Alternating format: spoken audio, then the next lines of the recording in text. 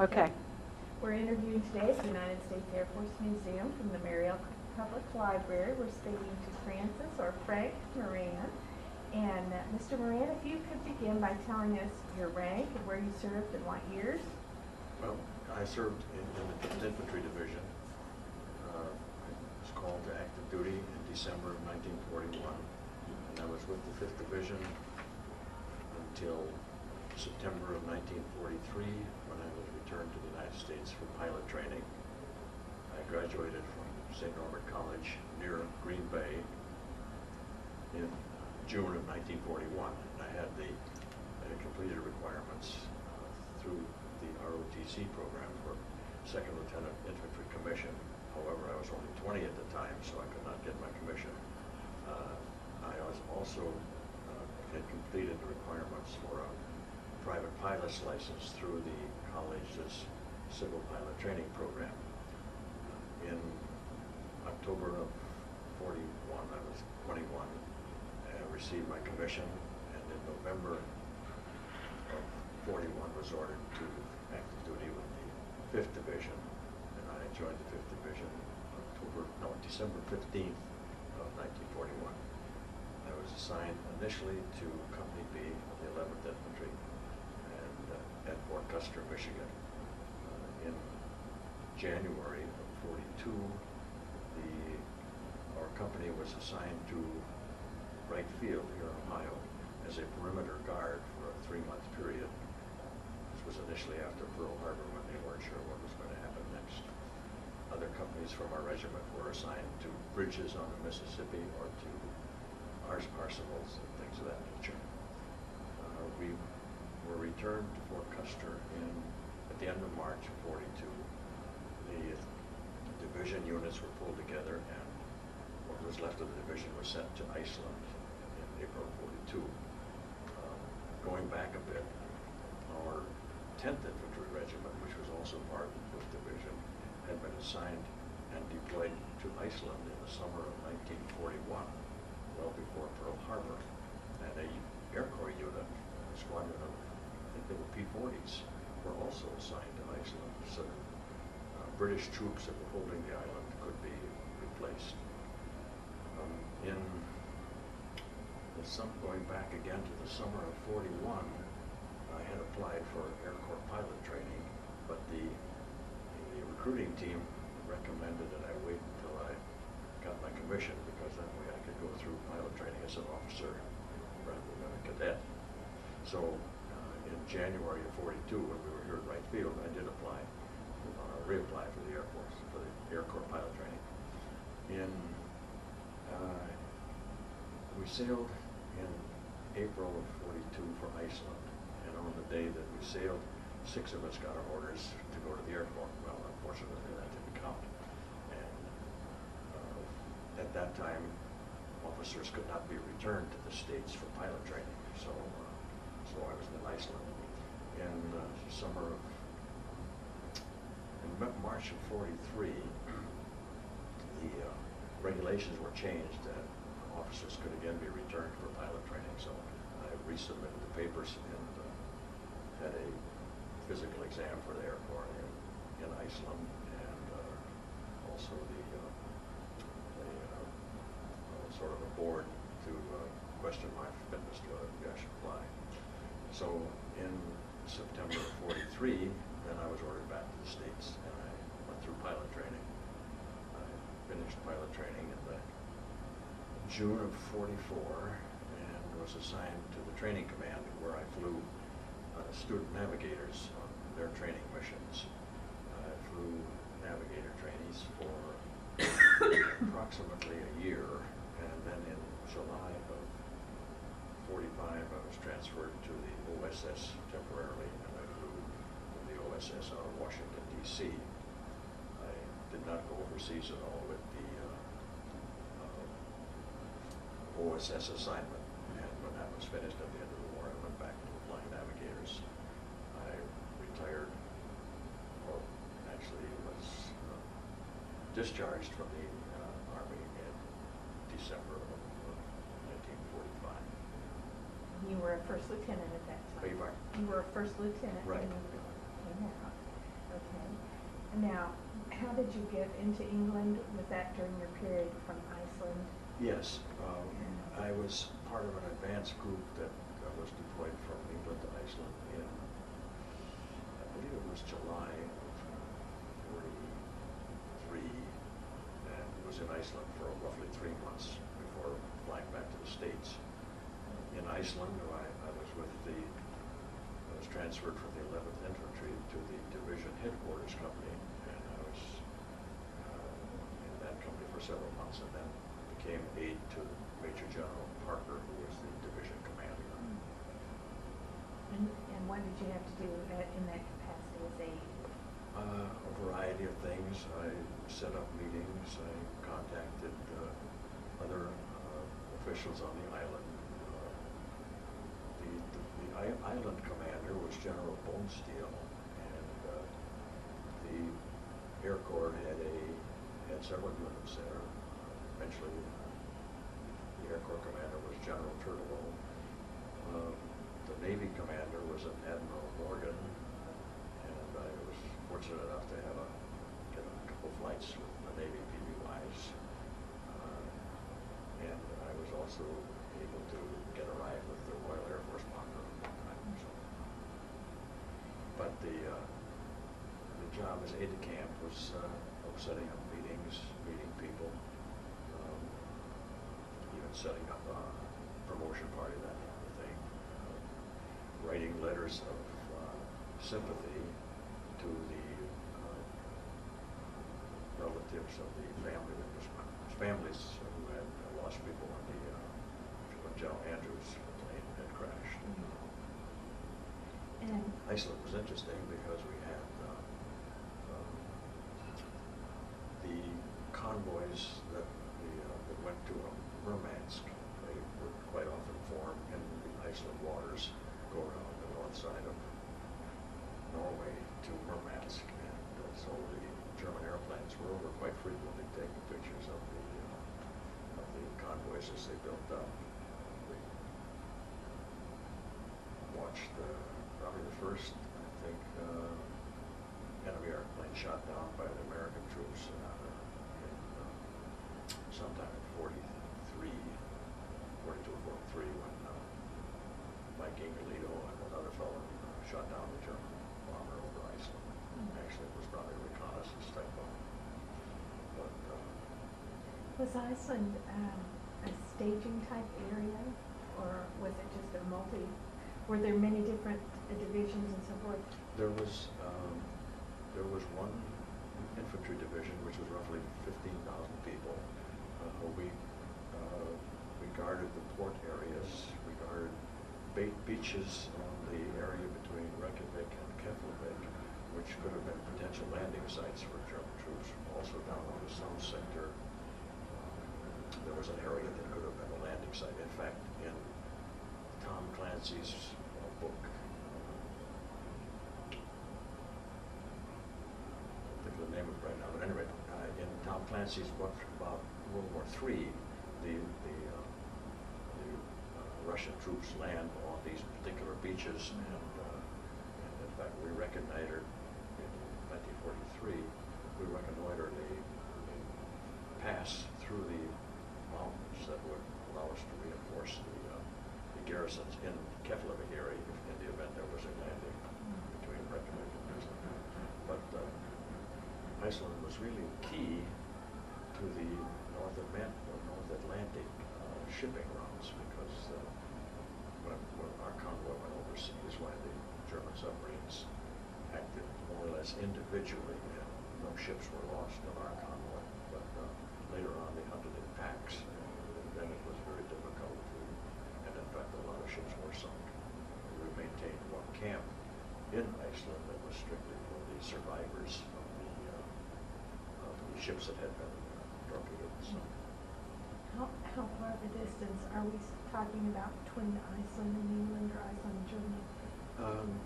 If I remember correctly, it was approximately 600 miles from Iceland to England, and a little bit less than that to Trondheim, Norway, where the German bombers were based and came with us. addition to the 5th Division in Iceland, there was, we had a tank, small tank battalion. We had anti-aircraft battalions.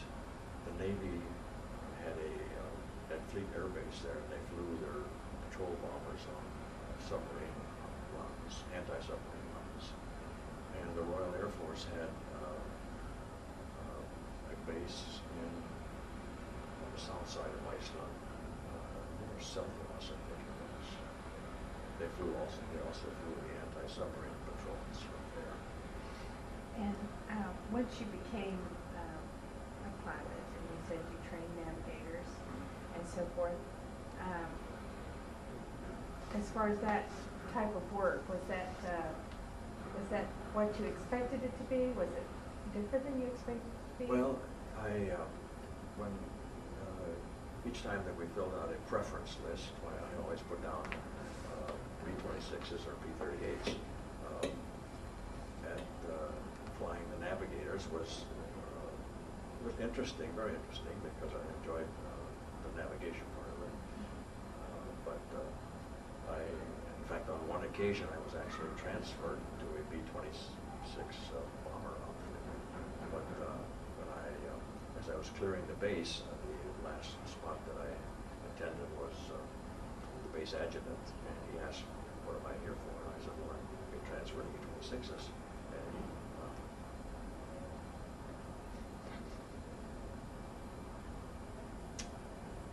he looked at the orders and he tore them up. That part sort of gets to me. He said, "You and I are the only two people on the base who've been overseas, so we let someone else go this time." So I wound up continuing to fly the navigator trainees, and then, of course, then eventually toward the end of the war, I was assigned to fly for OSS. Which is? Big Barn. OSS stands for? Office of Strategic Services, which eventually became the CIA. Yes, a forerunner of that. Okay. When were you married? I don't recall if you said when you entered the I was married. I came back from England in '43, went through pilot training, graduated in June '44, and was married shortly after that. And then went back to Texas navigation school. And when you entered the military, did you have other siblings in the military also? Or? No, I did not. I had cousins, uncles. And as far as your everyday duties, I know they would vary according to where you were stationed, but as far as being an instructor, did you just follow a regular classroom, sort of a routine?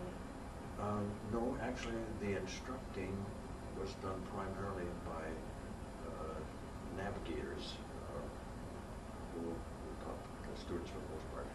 Our function was, in the flying part of it, was to keep track of where they were in the event that they became lost or strayed off course. We did not do too much actual instructing. We advised them if they were having a problem of some sort, to let us know and then see if we could help them out. But generally, the instructing was actually done by a navigator. Normally, we flew C-47. We actually flew AT-7s, which was a navigation version of the C-49. AT-7 had 3 desks in the back part of it where 3 student navigators. And quite often, the co-pilot's seat was not occupied by another student who was doing a different type of navigation, usually pilotage. But the actual instructing that we did was fairly limited, primarily to take them to a particular set of either a long mission, 600 miles, something like that, or a dog-leg mission where you would fly so many miles in one direction. The missions also took us out over the Gulf of Mexico so that the students could have some feeling for over water experience. And of course it involved day missions and night missions. So it was, but we did take a preliminary course before we started flying the navigators. We took a course in radio navigation. We also took a short course in celestial navigation, so that we did have some understanding of what was involved with the students. And approximately how many students do you think you trained or had hand in training? Well, I flew navigation students for roughly a year, and we flew around 12 hours every other day. We would fly 3 4-hour missions every other day, and so we did not fly every day. We would have occasional periods of bad weather, something like that, but over a period of time,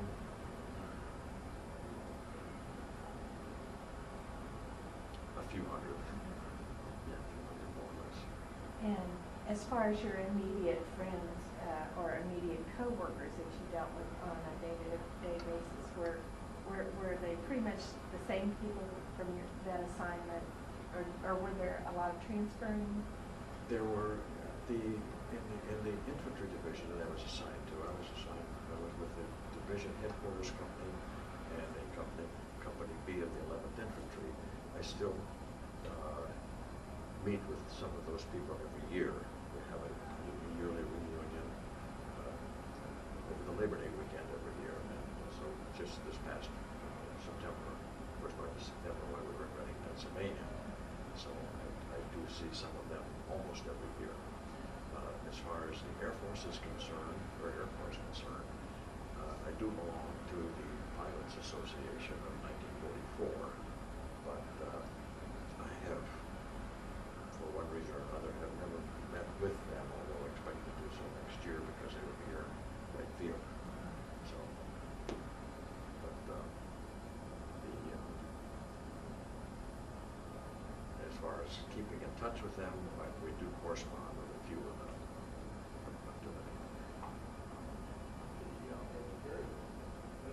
One of the things that I put on the application that I filled out was the opportunity and actual meeting with Sarah Churchill when we were in England. We were in London for a few days. I think I don't know if it was on leave or if it was a particular business trip of some sort. But in the afternoon, the retired guards from the Tower of London would come to the recreation center where we're staying, and they would take us through London, the Tower of London, or various places in London. And in the evening, one particular evening, Miss Babington, who was the daughter of a British Air Marshal, took two of us to see Vic Oliver's radio show. He was sort of the British version of Jack Benny, and his wife at that time was Sarah Churchill. And so after the show, this Miss Babington introduced us to Churchill's daughter and to Oliver, and we were invited to Oliver's house for an evening. So we had a little bit of conversation with Churchill's daughter and Oliver. And how did she strike you? Very interesting, very nice. She later appeared in a movie with Fred Astaire. I think it was called The Royal Wedding. But she was very personable, very down to earth, I guess you could say. We had a very enjoyable evening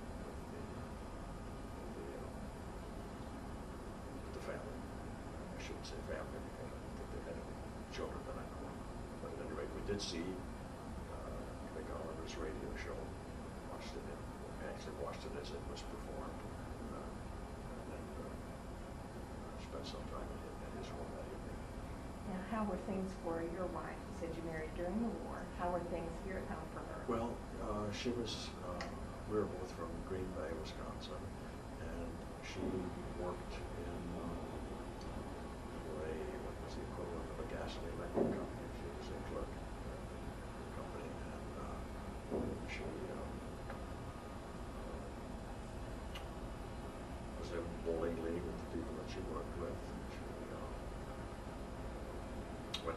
school and sent me records of what she was practicing on. So it was, for some reason or other, she found out through the newspaper service that I would be returned to the States before I was permitted to tell her. So that was a surprise for her. And did you have any children at this time? Or? No, we were married in July of '44, and we have a son, Richard, who graduated from the Air Force Academy in '68. Another son, Michael, and two daughters. One daughter near Baltimore, the other here in the Cincinnati area. And as far as your time in the military, how was your experience overall? I enjoyed it very much. I had been in the, prior to World War II, I was in the National Guard as a sergeant in field artillery outfit. And I had some good friends there. I enjoyed the people I worked with in the infantry and in the Air Corps. I stayed with the reserve after the war and went through Command and Staff School, Air Force Command and Staff School in '56. And I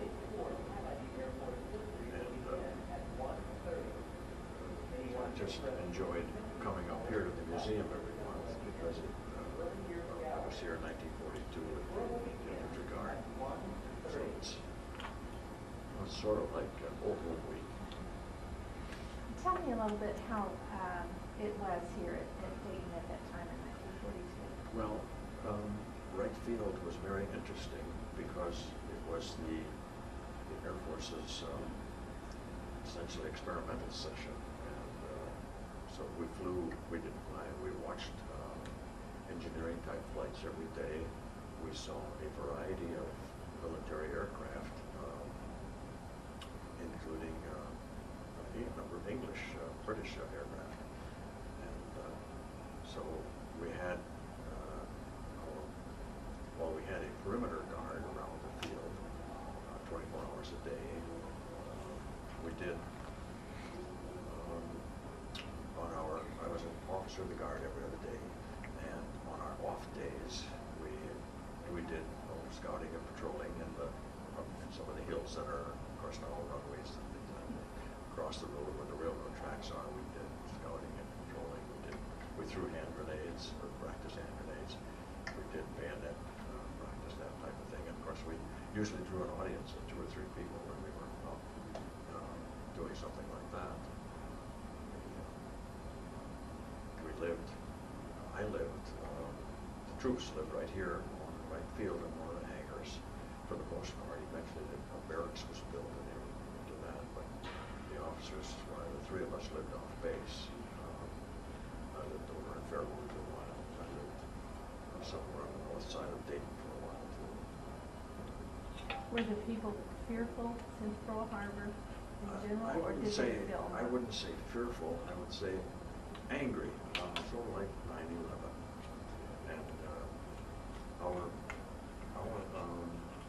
And as far as Wright Field was concerned, one of the concerns was that someone in a Piper Cub might have a few sticks of dynamite to throw down on the base. And so we did have some machine gun positions on top of 3 buildings. And, we did not man them 100% of the time, but we had the tripods and so forth set up on the buildings so that we could react quickly.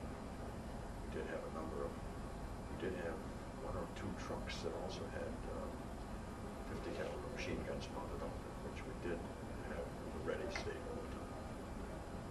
Do you see a lot of parallels with 9/11 and Pearl Harbor? Yeah, I do. Mostly in the fact that what was going to happen next. Like I said, our regiment, our division, 5th Infantry Division, the 10th Infantry, of course, went to Iceland in the summer of '41 before Pearl Harbor, along with the Air Corps unit. And our regiment, the one regiment that stayed at the States at that particular time didn't go until they were 42. Like, our company came here, other companies were on bridges on the Mississippi.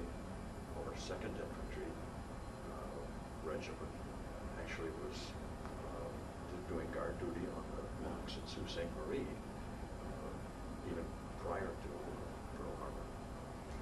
And as far as the reaction of the general public, is it similar? I mean, think so. You said it was here at the base, but as far as,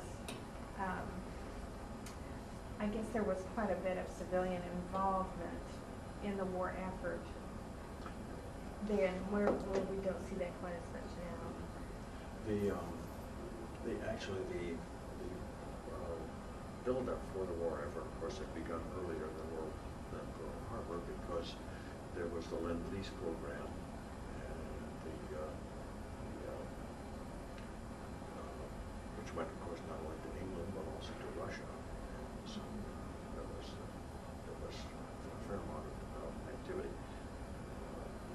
In our case, I started ROTC in 1938, and of course this was, no, actually 37, and of course this was when Hitler began creation of trouble in Europe. And so I think there was a recognition that war could come eventually. I was also in the National Guard at that time, and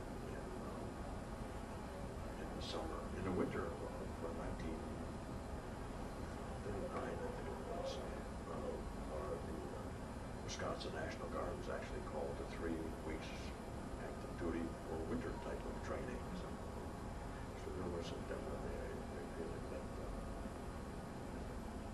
of imminence at that time. How about the people of Iceland? How were you treated? Well, very well. Iceland was interesting because at the time of Dunkirk, when the British evacuated Dunkirk, both the British and the Germans raced for Iceland, and fortunately the British got there first. At that particular time, the Icelanders weren't too happy about the fact, because they felt that Germany might have the upper hand in Europe. But by the time I was there, which was a couple years later, the Icelanders were quite friendly. And every first Monday, I think it was, of every month, was one of the functions, and they got involved as the agent general. The Danish minister, who was the ranking diplomatic person in Denmark, in Iceland, would have an open house. And so the Icelandic officials were there, and the representatives of the different foreign countries that maintained embassies or relations with Iceland were there. So all in all, they were the Icelanders were quite friendly. Our camp, our division headquarters, of course, our division was scattered all over the island. I should say all over the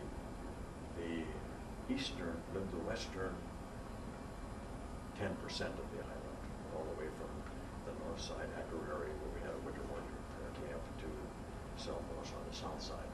But the Icelanders were generally friendly. Right? The 4243, a river ran through our particular camp, and of course the Icelanders owned the fishing rights to the river, so they were allowed to come in and fish. And on one occasion, one of the Icelanders netted a fairly large salmon, which he gave to our particular mess. So we had baked salmon that evening. And then you were able, during this position as an aide, to see several dignitaries, high-ranking officials. We had. It was also instrumental in getting a ride with the Royal Air Force one time, and with the Navy a couple of times. But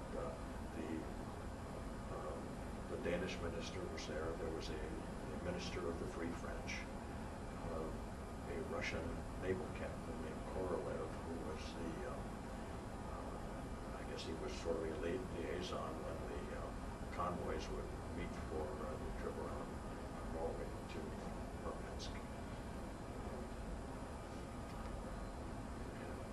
It was, if we had a dinner party of some sort for a visiting general, I would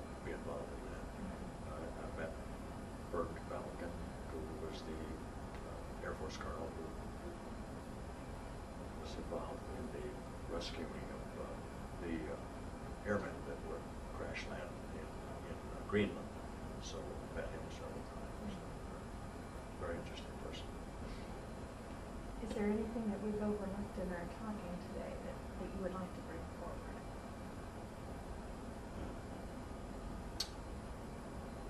Offhand, I would say no.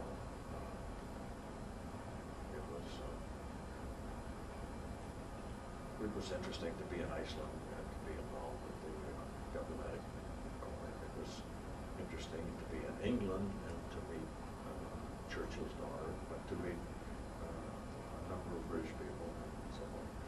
And it was interesting to fly for the OSS, even though it was strictly stateside, because 3-4 times a week I would fly from Bowling to New York and land at LaGuardia, and I would either bring people from Washington to Bowling to New York, where they would go on various assignments overseas, or I would pick people up in New York and fly them back to Washington. So I shook hands with a number of people, but I have no idea for the most part who they were, where they were coming from, where they were going to. Is there anything else that we've overlooked? Offhand, no. I would think of something when I leave. But no, not very well covered. Well, we thank you very much for your time. I appreciate your chance to talk. Thank you. I hope I didn't take too long. No, you didn't at all. Not at all.